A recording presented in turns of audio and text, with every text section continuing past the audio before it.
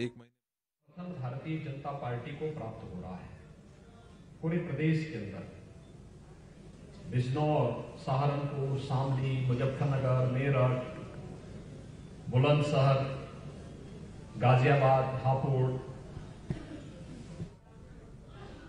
और मैं कह सकता हूं कितना प्रचंड समर्थन भारतीय जनता पार्टी को प्राप्त हो रहा है।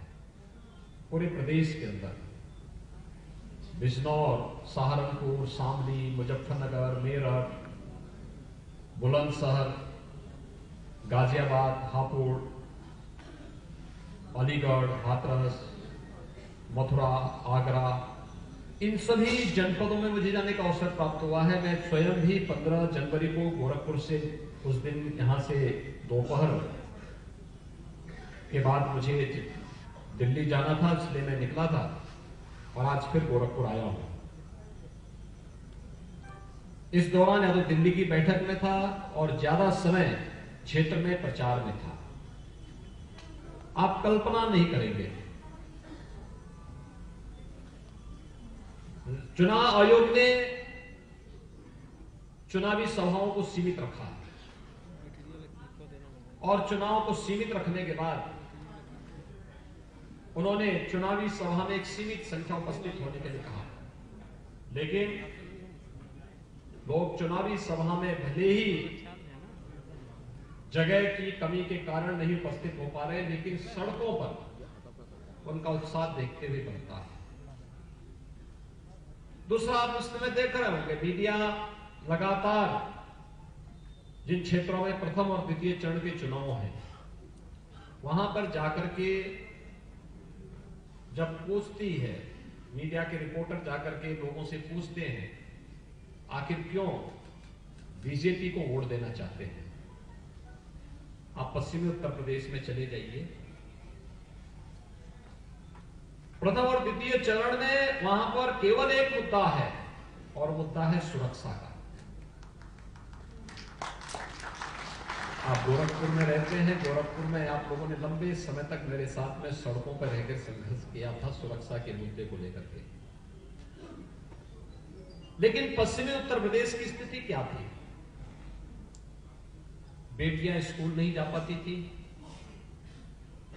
महिलाएं घर के बाहर नहीं निकल सकती थी,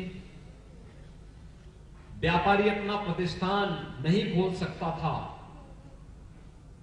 और अगर खोल भी देता था तो सूर्यास्त के बाद उसके लिए घर जाना मुश्किल हो जाता था, पलायन होता था, असुरक्षा का माहौल था, छोटी छोटी बातों को लेकर के दंगा होता था। पिछले 5 वर्ष में आप लोगों ने प्रदेश के अंदर कहीं दंगा नाम की कोई बात सुनी है क्या? प्रदेश के अंदर यह सुना है कि किसी बेटी को या किसी बहन को कोई दरिंदा जबरन उठा करके लेके चला जाएगा? और जो एक विश्वास जगा है आधी आबादी के मन में, वे बेझिझक कहती है हमें तो बीजेपी को वोट देना है।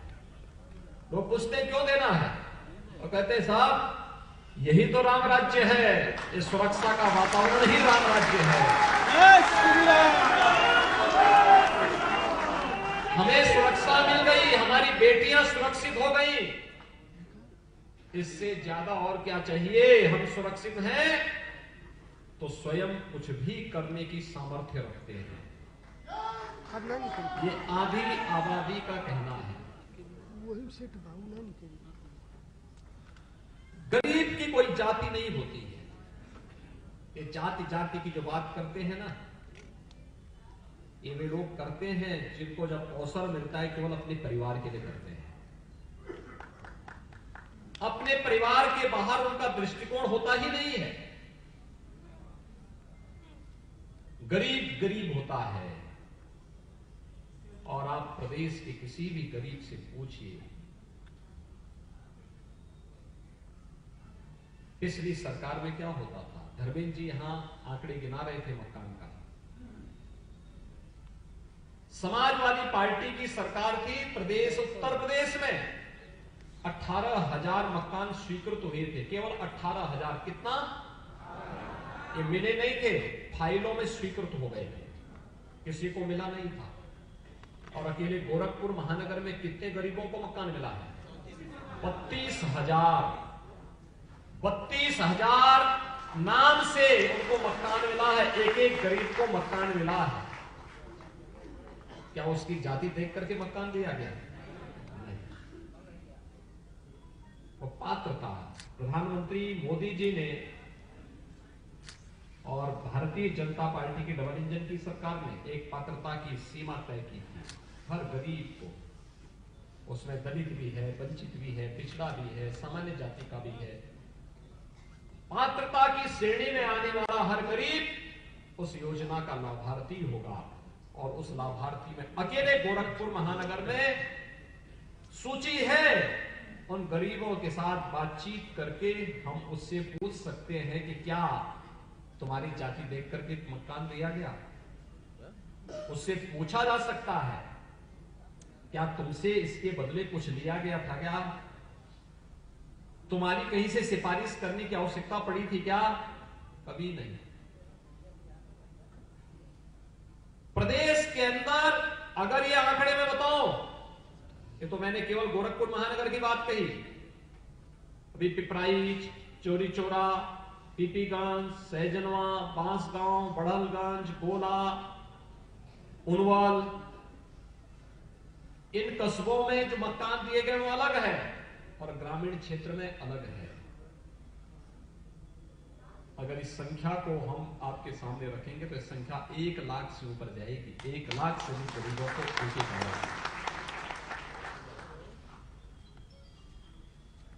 भाइयों बहनों, 1 लाख परिवार का मतलब 5 लाख लोग सीधे सीधे उससे जुड़ेंगे।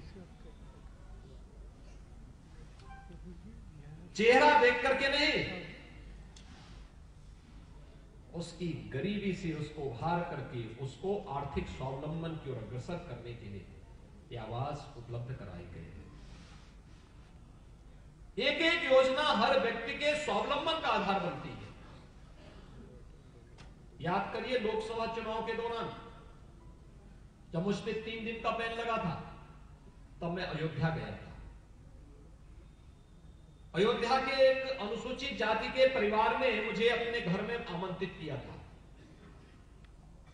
मैं गया था, मेरे पास समय था, मैं गया उसके घर। परिवार के साथ आरती की थाली लेकर के खड़ा था। मैंने कहा ये सब क्यों? उन्होंने कहा साहब ये मकान आपने दिया। मैंने कहा मैंने कैसे? उसने कहा साहब मैं दलित हूं, दूसरी पार्टी से जुड़ा हुआ था, लेकिन इस सबके बावजूद मुझे भाजपा की सरकार में मकान मिला। तो मैंने कहा तो बहुत सारे लोगों को मिला है। अरे साहब मैं तो पूरी जिंदगी खपा गया, लेकिन मुझे आज तक तो कभी किसी अन्य पार्टी की सरकारों में, हर पार्टी की सरकारें थी, कभी किसी ने मकान नहीं दिया, कोई सुविधा नहीं दी। उसने 4 छोटे छोटे कमरे बनाए थे, घर के अंदर लेके गया, दिखाने लग गया। उसने कहा देखो इस सिलेंडर भी भाजपा की सरकार ने दिया है, ये बिजली भी भाजपा की सरकार ने फ्री में कनेक्शन दिया है, ये मेरा अकाउंट है, ये भी भाजपा की सरकार ने खोला है, ये मेरा राशन कार्ड है, ये भी भाजपा की सरकार ने मुझे उपलब्ध कराया है। और भाइयों बहनों, फिर उसने मुझे बताया, मैंने कहा अच्छा बताइए कि क्या आपकी इससे पहले मकान बनाने की इच्छा स्वयं नहीं होती थी? कैसे मकान आपका था? उसने कहा देखिए मैं आज सुबह ही जब मुझे जानकारी मिली, कल रात्रि को मुझे जानकारी मिली कि आप मेरे घर में आएंगे, तो मैंने तो अपनी 2 लड़कियों की शादी पहले करनी थी, उन दोनों लड़कियों को ससुराल से बुला के लाया, वो अपने बच्चों के साथ आई है। तो मैंने कहा आपने उनको कैसे बुलाया? कहा कि मेरा लड़का ई रिक्शा चलाता है। मैंने कहा ई रिक्शा किराए का? कहा नहीं, अपना ई रिक्शा है। मैंने कहा कैसे? उसने कहा मैंने, जैसे हर परिवार की इच्छा होती है कि कन्या बड़ी होती है तो पहले अपनी लड़की की शादी करता है, पढ़ाता लिखा, जितना सामर्थ्य होती है पढ़ाता लिखाता है, उनकी शादी कर देता है। जब लड़का बड़ा हुआ तो उसके मन में आया कि कल मैं बहू लेके आऊंगा, लड़की तो जैसे तैसे घर में रही, झोपड़ी का मकान था, लड़की बड़ी हो, लड़का बड़ा हो रहा है, उसकी शादी कराऊंगा, कम से कम कुछ मकान बनाता हूं। तो राजमिस्त्री का मैं काम करता था, एक एक पैसा इकट्ठा करके 1 लाख रुपए इकट्ठा कर लिया था। लेकिन मैं भी जानता था 1 लाख में मकान नहीं बनना है। तो मैंने इसके लिए देख ही रहा था। तब तक एक दिन मेरे पास अधिकारी आए, उन्होंने कहा कि देखो तुम्हारा मकान स्वीकृत हुआ है, तुम्हें अपना अकाउंट नंबर देना होगा। तो मैंने कहा क्यों? कहा कि अकाउंट नंबर इसलिए जिससे उसमें सीधे पैसा आएगा, तुम्हें किसी के पास नहीं जाना होगा, लखनऊ से सीधे मुख्यमंत्री जी वहीं बटन दबाएंगे, पैसा आपके अकाउंट में आ जाएगा। और कहा 2.5 लाख रुपए मेरे अकाउंट में आ गए। मैंने तो 1 ही लाख इकट्ठा किया था, मेरे अकाउंट में 2.5 लाख रुपए आ गए और 2.5 लाख से मैंने मकान बना दिया। तो मैंने कहा वो 1 लाख रुपया क्या हुआ? कहा 1 लाख से तो ई रिक्शा खरीदा है अपने लड़के के लिए, और उसी ई रिक्शे को मेरा लड़का चला रहा है, प्रतिदिन 1000 रुपया कमा रहा है। यानी प्रधानमंत्री आवास योजना एक परिवार को कैसे आर्थिक स्वावलंबन की ओर अग्रसर कर सकती है। और ऐसे कितने लोगों को मकान दिया मालूम है आपको? उत्तर प्रदेश में 43,50,000 परिवारों को एक एक आवास उपलब्ध करवाया है उत्तर प्रदेश में। कितने लोगों को? 43,50,000। समाजवादी पार्टी की सरकार में कितने लोगों को दिया था? 18,000 सैंक्शन हुए थे, दिया नहीं था। दूसरा उदाहरण है, आप कहीं निकलते होंगे, शहर में, गांव में, कहीं भी जाएंगे, पेंशन की स्कीम, वृद्धावस्था पेंशन, विधवा महिलाओं को पेंशन, दिव्यांगजनों को पेंशन। समाजवादी पार्टी ने निर्ममता की हद कर दी थी, इस पेंशन को रोक दिया। पेंशन कितनी मिलती थी? दिव्यांगजनों को 300, बुजुर्गों को 400, विधवा महिलाओं को 500। उन्होंने इसको रोक दी। तो पेंशन कहां देने लग गए थे? संख्या भी कम थी और कहां देने लग गया? उन्होंने इस सबको रोक करके क्या किया कि समाजवादी पार्टी के पदाधिकारियों को समाजवादी पेंशन बांट दी। मैंने कहा ना, नाम समाजवादी है, सोच परिवारवादी है और काम दंगावादी है। वही तो करते हैं। वो पैसा उन्होंने सारा इकट्ठा करके समाजवादियों को, समाजवादी पार्टी के पदाधिकारियों को पेंशन दे दी, समाजवादी पेंशन। तो मैंने कहा मैं मुख्यमंत्री बना, मैंने कहा समाजवादी पेंशन क्या है? कहा कि समाजवादी पार्टी के जो पदाधिकारी है उनको पेंशन। तो मैंने कहा ये नया नियम कहां से बन गया है? अरे पेंशन वृद्धजन, निराश्रित वृद्धजनों को मिलना चाहिए, विधवा महिलाओं को मिलना चाहिए, दिव्यांगजनों को मिलना चाहिए। निराश्रित लोगों के लिए पेंशन है।